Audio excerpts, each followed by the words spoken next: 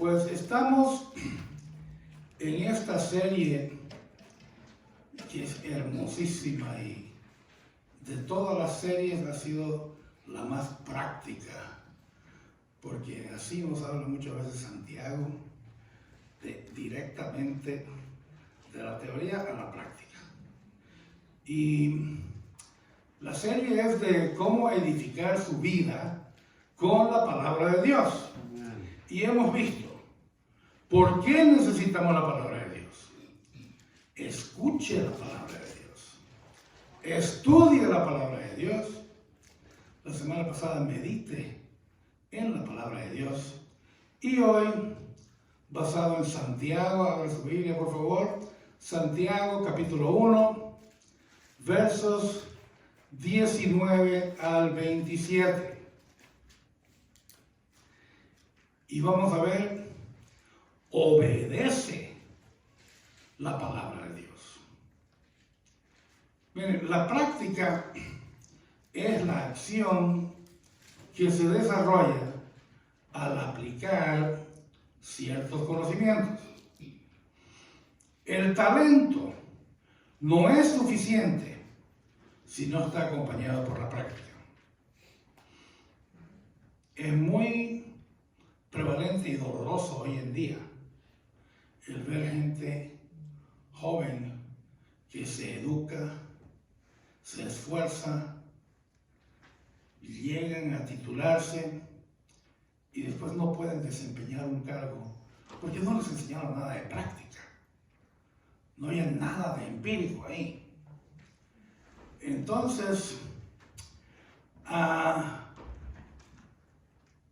en la vida cristiana también se puede tener mucho conocimiento de Dios, de su amor, sus leyes y sus promesas. La persona puede leer la Biblia, asistir a los cultos de adoración, pero si no pone en práctica lo que Jesús le enseña, no pasa de solo tener conocimiento. Un ejemplo, alguien que escucha un sermón sobre Santiago, capítulo 3, con un tema de domar la lengua, termina el culto, agradece al pastor, muchas gracias, voy a poner en práctica lo que dice. A las 3 horas está en el convivio familiar y está tijereando, deshaciendo a alguien que no está presente para defenderse con el chisme. Eso no es poner en práctica. Más bien de eso se dice lo que Jesús dijo en Mateo 23:3. Dijo, así que todo lo que os digan que guardéis, guardadlo y hacedlo, mas no hagáis conforme a sus obras, porque dicen y no hacen. La persona dijo, lo voy a poner en práctica, no lo hizo. Sin el conocimiento,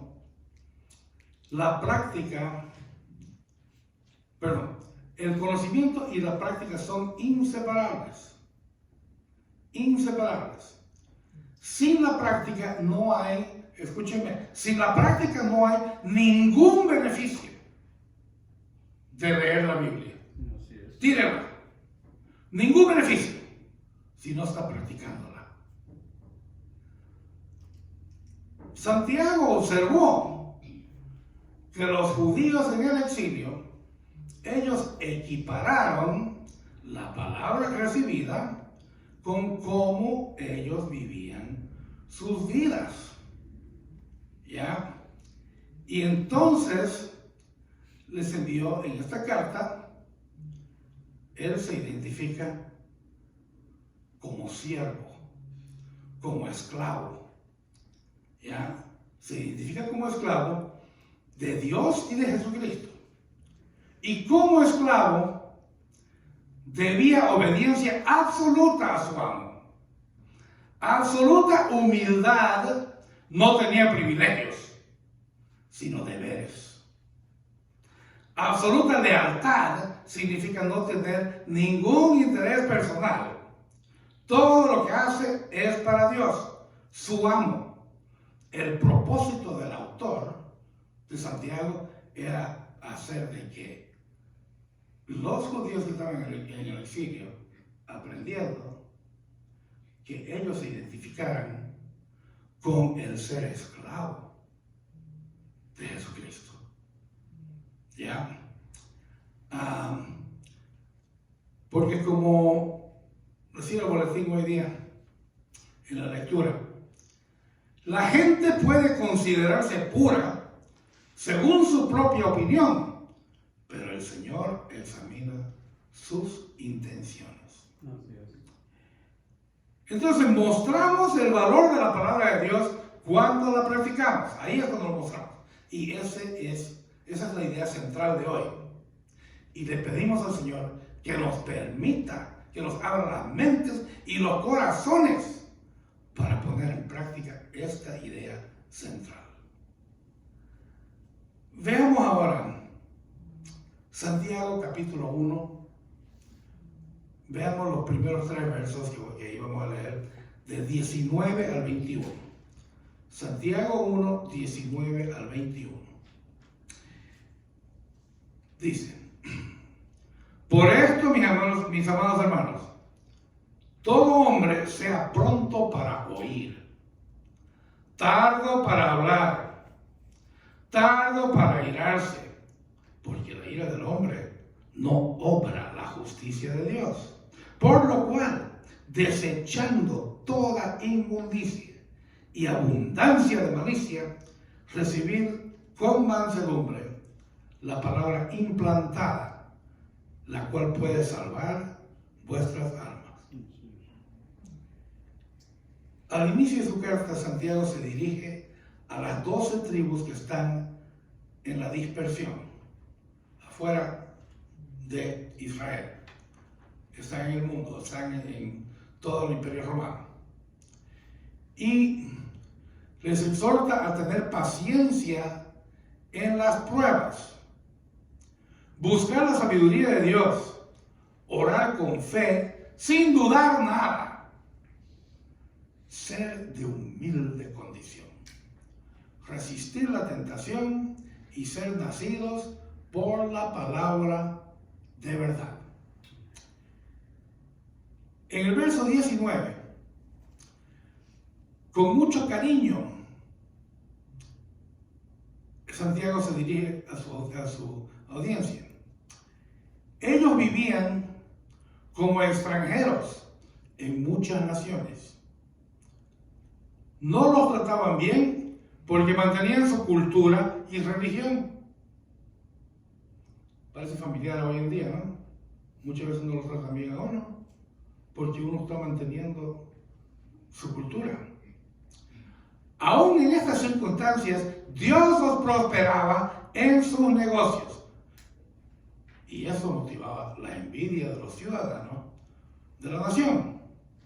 Esto causaba fricción entre clientes y vecinos. La situación requería esta declaración. Por esto, mis amados hermanos, todo hombre sea pronto para oír. ¿Recuerdan hace 3 semanas, creo, que hablamos de la proporción entre oír y hablar? Eso está diciendo. Y seamos prontos para oír. ¿Ok? En vista a lo dicho, entonces todo creyente debía seguir su consejo. Es posible que muchos clientes regresaran a quejarse de la mercancía. Se requería mucha paciencia y humildad para dar pronta atención y escucharlos.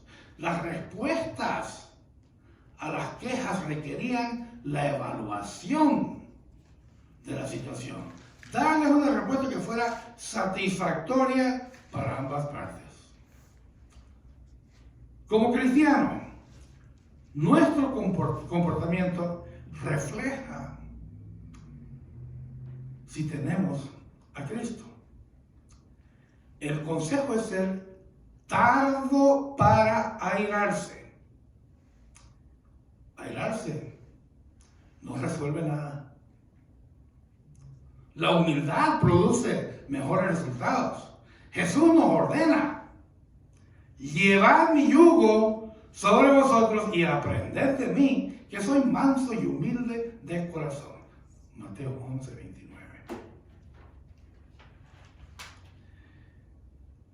Entonces, ¿por qué nos dio Dios la ira?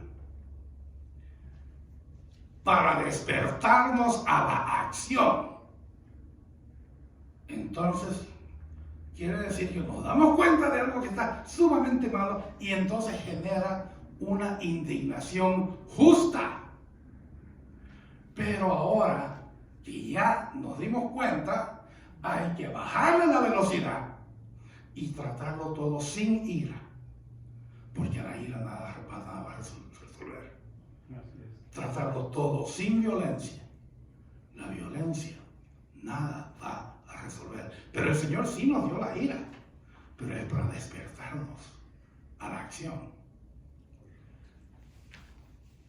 Entonces, la ira humana no produce la vida justa que Dios quiere.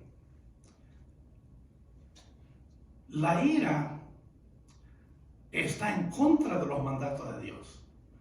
El Señor dice: no obra la justicia de Dios. O sea que Él, viendo la ira, no se va a mover. ¿Ya? Entonces,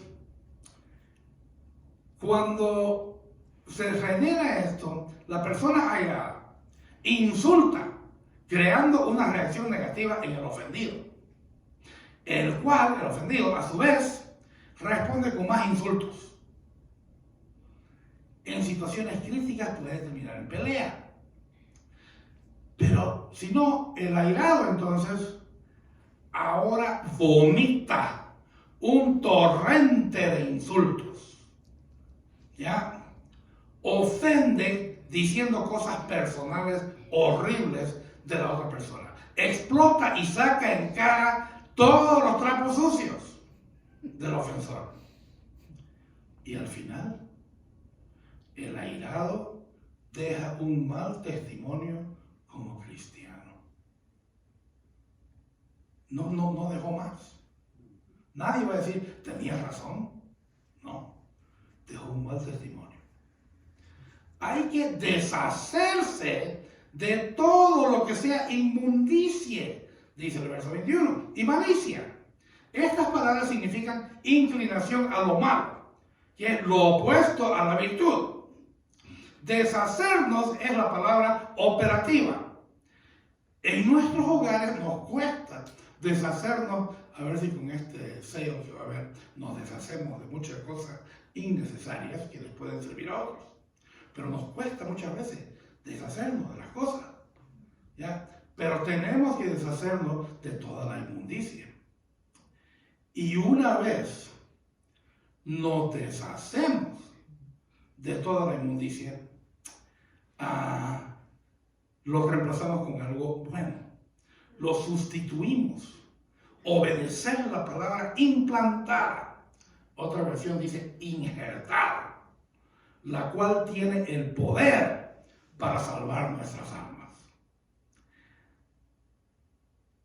Es lo bueno eso. Este implante es permanente y firme. Tenemos a Cristo como Señor y Salvador. Ponemos en práctica lo que su palabra nos enseña. Entonces, resumiendo estos primeros versos, respondamos a la palabra de Dios con humildad. Pronto para oír, tardo para hablar y tardo para airarse. Son las cualidades de una persona humilde. Si no hace eso, no es una persona humilde. 2. Responda a la palabra de Dios con justicia. La ira del ser humano impide, no causa la justicia de Dios. La ira es un término que se refiere a la furia y la violencia. Se trata de un conjunto de sentimientos negativos que generan enojo e indignación. En general, la ira se encuentra íntimamente ligada a la frustración. Cuidado, nos frustramos, no entremos en ira. Y me costó mucho eso. ¿Ya? Roxana lo sabe. 3. Responda a la palabra de Dios desechando lo malo. La solución al problema de la ira es deshacerse de todo lo que sea inmundicia y malicia. Estos términos significan inclinación a lo malo, suciedad, basura, desperdicio, impureza, desvergüenza, obscenidad, que es lo opuesto a la virtud. Deshacerse es la palabra clave nuevamente. Entonces, tenemos que limpiar el vaso, como dijo Jesús en Mateo 23, versículos 25 al 26. Dijo que no limpiarlo por fuera y que lo de adentro quede sucio, sino que limpiarlo de adentro. Ya no dejemos que esté sucio lo de adentro. Jesús llamó a los fariseos, porque hacían esa práctica, hipócritas. Entonces no seamos hipócritas. Si desea usted vestirse de humildad, solo tiene que renunciar a sus privilegios. Eso sí que cuesta, ¿no? Ceder en todo y aceptar deberes con una sonrisa. Que el patrón le dio menos trabajo a él que a mí. Y tenemos la misma posición. Acepte con una sonrisa. Cuesta.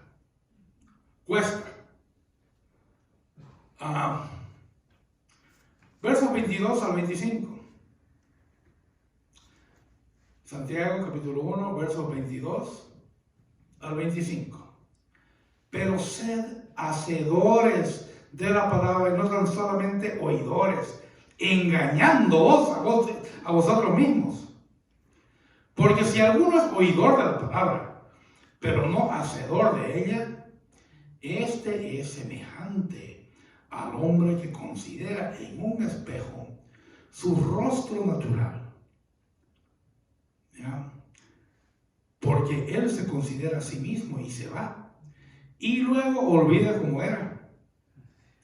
Mas el que mira atentamente en la perfecta ley de la libertad, puede subrayar eso, la perfecta ley de la libertad, y persevera en ella, no siendo oidor olvidadizo, sino hacedor de la obra, este será bienaventurado en lo que hace.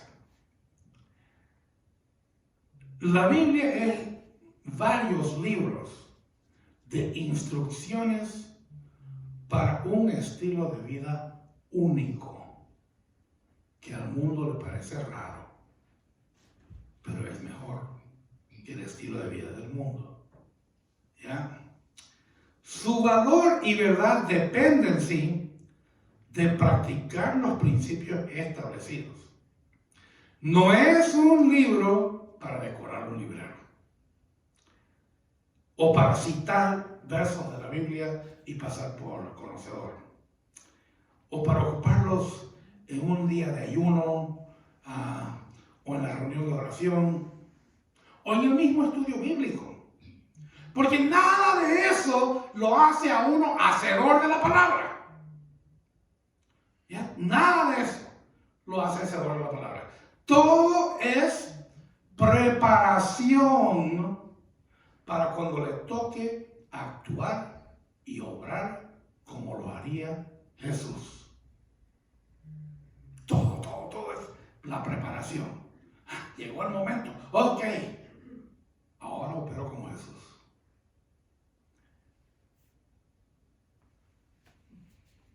Verso 22.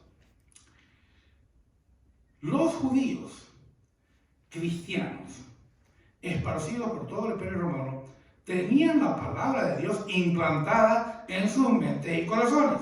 Pero era imperativo, nota Santiago, que los creyentes hicieran algo con ella.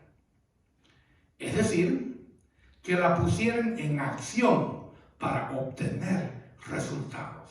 Santiago habla por su propia experiencia. Si usted lee el capítulo 3, los primeros versículos, va a ver de que ahí él se agarró y se lo aplicó esto. ¿Ya? Entonces, él sabía que una gran cantidad de creyentes tenían mucho conocimiento de la palabra. Su especialidad, como muchos hoy en día, es oírla y leerla. Van a la iglesia y adquieren más conocimiento. Cuando regresan a su diario vivir, no utilizan los principios aprendidos. Su estilo de vida no está de acuerdo con lo aprendido en la Biblia. Pero eso lo podemos notar en otra persona. Podemos mirarnos al espejo y ver si nosotros somos así. Si nosotros somos solamente oidores. Santiago les dice que deben de dar un paso más. Ser hacedor es la clave para el crecimiento y desarrollo del creyente. Demanda acción. Como dice un refrán de los panaderos, ahora sí, manos a la masa. ¿Ya? El poder de los hacedores está en que cada día pueden ser más semejantes a Cristo porque tienen su palabra implantada. Nuevamente, ¿dónde está el poder para el hacedor de la palabra? Si es que yo quiero ser un hacedor de la palabra, entonces yo debo estar educándome más y más de la Biblia, conociendo más, para que cuando llegue ese momento, yo ya tengo la palabra implantada. Solo ser oidor o solo creer es engañarse a sí mismo. Vea un poquito más a fondo eso en el capítulo 2, los versos 22 al 24.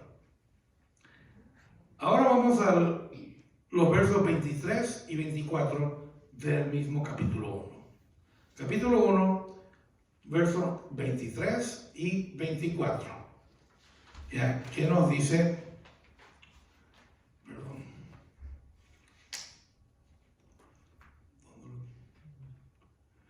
Porque si alguno es oidor de la palabra, pero no hacedor de ella, este es semejante al hombre que considera en un espejo su rostro natural.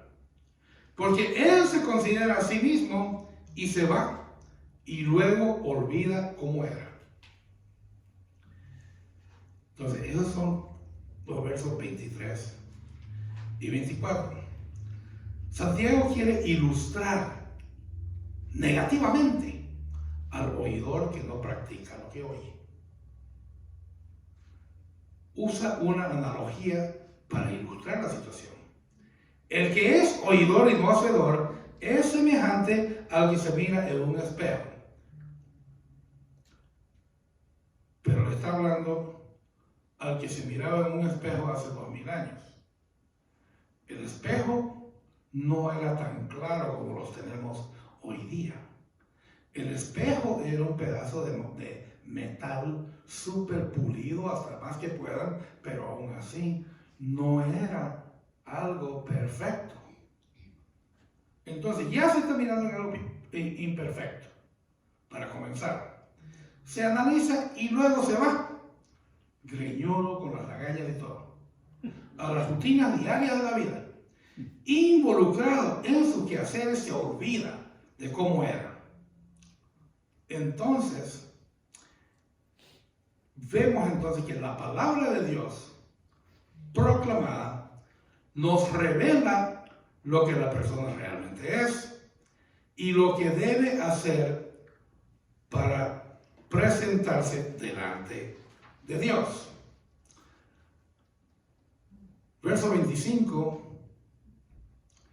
dice, mas el que mira atentamente en la perfecta ley, la ley de la libertad, le pedí sobre los reyes, y persevera en ella, no siendo olvidadizo, sino hacedor de la obra, este será bienaventurado en lo que hace. 2 veces en la carta, Santiago menciona la frase, la ley perfecta que da libertad. En este verso 25 del capítulo 1 y en el capítulo 2, verso 12, le llama la ley que da libertad. Suena algo extraño. ¿Cómo es que la ley trae libertad? Tenemos que volvernos en la historia un poco. Si recordamos, y espero que todos recordemos, en Hechos 15, versos 19 al 21, el concilio de Jerusalén fue presidido por Santiago. Santiago concluye en el concilio con que no, los gentiles no tienen que ser circuncidados y obedecer la ley de Moisés. Entonces, esta ley perfecta que da libertad no es la ley mosaica. No puede ser, porque ya ahí en Hechos lo abolió en parte Santiago. A esta ley perfecta, si usted la busca después, en el capítulo 2, verso 8, le llama la ley real. Y ahí cita a Levítico, capítulo 19, verso 18. Amarás a tu prójimo como a ti mismo. Y es perfecta, porque resume lo que enseñó Jesús, toda la ley y los profetas, en Mateo 22, 40. Esa ley está ya resumiendo todo. Es perfecta. Entonces, también dijo, para remacharlo, Jesús, mi mandamiento es este. Mi mandamiento es este, singular. Amaos los unos a los otros como yo os he amado. Juan capítulo 15, verso 12. Y esto es libertad. Esto sí que es la ley de la libertad. No estamos bajo un código escrito, sino que estamos bajo el amor de Dios. Y somos como un desbordamiento, una extensión de ese amor perfecto, ¿ya? En nuestra vida entregada a Jesús. Si hacemos eso, estamos en la ley de la libertad. Santiago nos exhorta a mirar atentamente esta ley perfecta y así nunca olvidar quién es Dios y quiénes somos nosotros y cómo quiere que vivamos. Si hacemos eso, no nos vamos a olvidar. Resumen, obedezca los mandatos de la Escritura sin ninguna demora. La obediencia es un requisito indispensable para recibir las bendiciones de Dios. Obedezca los mandamientos, los mandatos de la Escritura, para no ser un oidor olvidadizo. Olvidarnos de las cosas nos acarrea muchos problemas después. Obedezca los mandatos de la Escritura para ser feliz en lo que hace. El versículo 25 es un resumen positivo para los creyentes en el exilio y también para nosotros. ¿Ya? Ser hacedor de la perfecta ley es el primer paso de obediencia. Veamos ahora los últimos dos versos, 26 y 27, Santiago capítulo 1, versos 26 y 27. Si alguno se cree religioso entre ustedes y no refrena su lengua, sino que engaña su corazón, la religión de tal es vana. La religión pura y sin mácula delante de Dios, el Padre, es esta: visitar a los huérfanos y a las viudas en sus tribulaciones y guardarse sin mancha del mundo. Veamos el 26a. Santiago comienza con una declaración negativa de este creyente. Este se cree religioso, pero no lo es. En su fantasía ha creado un concepto de religiosidad que no es real. Hay peligro cuando pensamos o creemos que somos superiores a otros por lo que creemos o por cualquier otra cosa. Hay mucho peligro. Eso es arrogancia y vanidad, totalmente carente del amor cristiano. Hay otros que creen saberlo todo, tienen una respuesta para todo, mostrando su ignorancia de lo que se está hablando. Algunos creyentes se quieren religiosos porque tienen conocimiento de la Escritura, pero no viven de acuerdo con esta. Su lengua los engaña. Hasta desconocen el significado de la palabra religión, que significa religar. O sea, estábamos ligados y estábamos en comunión con Dios, y por el pecado nos desligamos. Tenemos que religarnos. Entonces, el religioso piensa que mediante las obras va a religarse a Dios.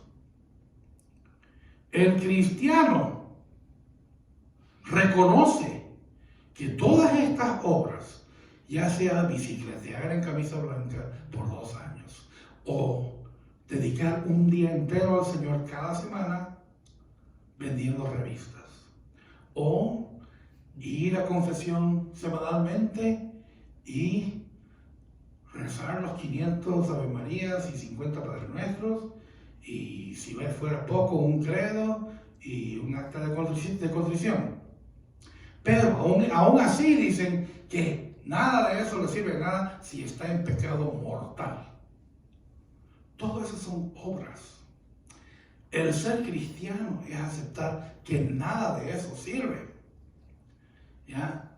De que es darse cuenta de que todas las religiones son inventadas por los hombres, y el cristianismo fue el único esfuerzo por Dios mismo. Busca en Génesis 15 el pacto, ¿ya? El único esfuerzo que nació de Dios, que mediante la muerte y resurrección de su Hijo, el hombre pueda volver a religarse a Dios. Verso 26b. Santiago habla de una religión que es vana, es decir, sin valor, vacía, hueca, que no sirve para nada. Auméntele algo usted. El problema está en el que se dice religioso y no refrena su lengua. La lengua se debe controlar, no asfixiarla. Una lengua descontrolada es muy destructiva y es un instrumento de engaño. Jesús lo expresa de esta manera: generación de víboras, ¿cómo podéis hablar lo bueno siendo malos? Porque de la abundancia del corazón habla la boca. Mateo 12:34. Controlar la lengua quiere decir perseverar en las pruebas y pedirle sabiduría y poder a Dios para controlarla y controlar a todo el cuerpo. Verso 27 en su parte A.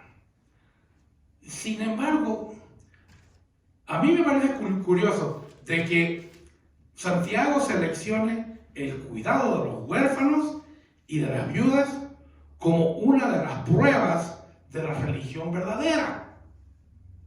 La razón, estoy seguro, es que los huérfanos y las viudas no tienen ni poder ni dinero para beneficiarnos. Y Jesús nos advirtió: tened cuidado de no hacer vuestros actos de justicia delante de los hombres para ser visto por ellos. Mateo 6, versículo 1. Muchas veces queremos estar asociados con grandes causas que nos hacen quedar bien, o mejor dicho, que nosotros nos miramos como que estamos quedando bien. ¿Ya? Santiago dice que la esencia no somos nosotros, sino ayudar a aquellos que no nos pueden ayudar y que no pueden promover nuestras metas.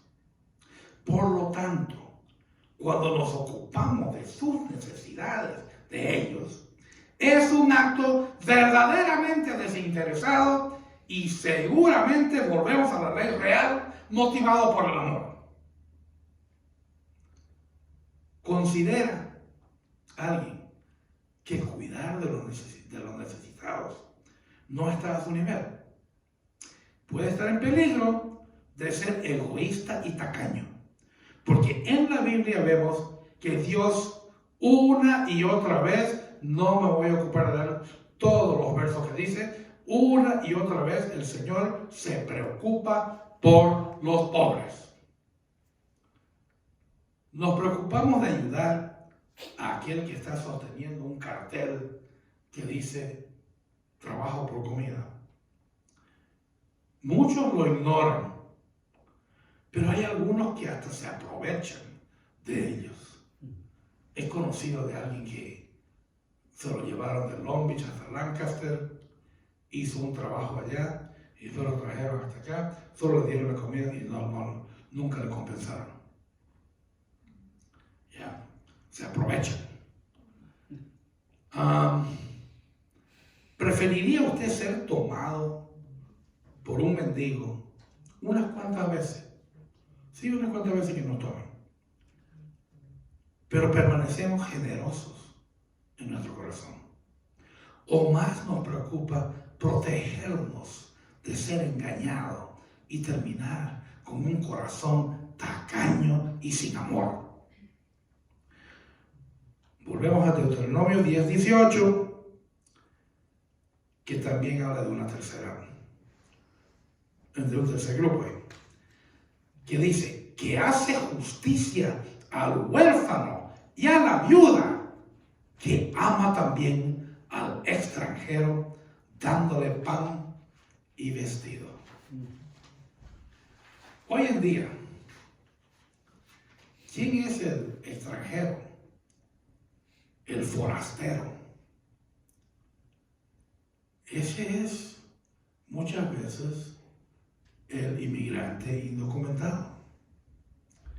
¿Ya? Nuestra primera preocupación al ayudarlos debe ser siempre: ¿tendrá lo suficiente para comer? Y esto delata a una persona cuya religión es pura e intachable. 27b. La última característica de una religión pura es el evitar contaminarse por el mundo. No seamos manchados por los estándares del mundo, la polución, la codicia, vanidad, sexualidad del mundo anti Dios.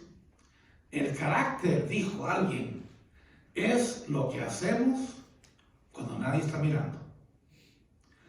No dejemos que en esos momentos las manchas del mundo se establezcan en nosotros. Y a veces el cinismo y la incredulidad se convierten en dos manchas permanentes. Ahora, estas dos características que vimos no nos hablan de ser religiosos, Más bien, esto delata a un verdadero adorador de Dios. Porque las religiones no salvan, solo Cristo salva. ¿Ya? Entonces, el que piensa que una religión nos salva está en falso y lo puede llevar en la dirección contraria. Nuevamente, solo Cristo salva. Las religiones vanas engañan el corazón. Santiago nos habla de una religión que es vana. Vana quiere decir, ya dijimos, hueca, vacía. Pero se creen capaces de todo y hasta opiniones dan. Este concepto se aplica a las personas que viven en pecado y se creen religiosas. Esto se caracteriza por dos cosas. Primero, no refrenan su lengua. Y segundo, engañan a su corazón. ¿Conoce usted a alguien que miente y miente y miente tanto que hasta él mismo llega a creer en sus propias mentiras? Yo sí conozco a alguien porque yo fui uno de ellos. Yo fui uno de ellos. Yo hasta por los codos mentía yo. ¿Ya?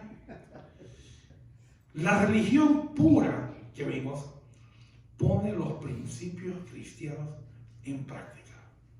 La religión que es pura e incontaminada es genuina y se puede identificar, es real en su relación con Dios y la obediencia a Él. Se observan en el estilo de vida de la persona. Ahí es donde se observa. Entonces, nuevamente la idea central de hoy. Mostramos el valor de la palabra de Dios cuando la practicamos. Investigue para hacer un resumen corto pero muy efectivo. Por favor, para conocer los mandatos, lea Mateo capítulos 5, 6 y 7 para conocer las enseñanzas de Jesús para nuestras vidas. Después decida qué va a hacer acerca de eso. Y después ore para que el Señor lo escuche y lo haga un hacedor. Santiago les escribe a los creyentes de las 12 tribus que han sufrido muchas pruebas. Les exhorta a contener la ira porque es muy dañina. Les recuerda que ser oidor debe ir acompañado de ser hacedor. Les amonesta diciendo que la lengua y la mente deben estar bajo el control del Espíritu Santo. Pidámosle a Dios que nos dé fortaleza espiritual para poner en práctica lo que aprendemos de la palabra de Dios. Pastor.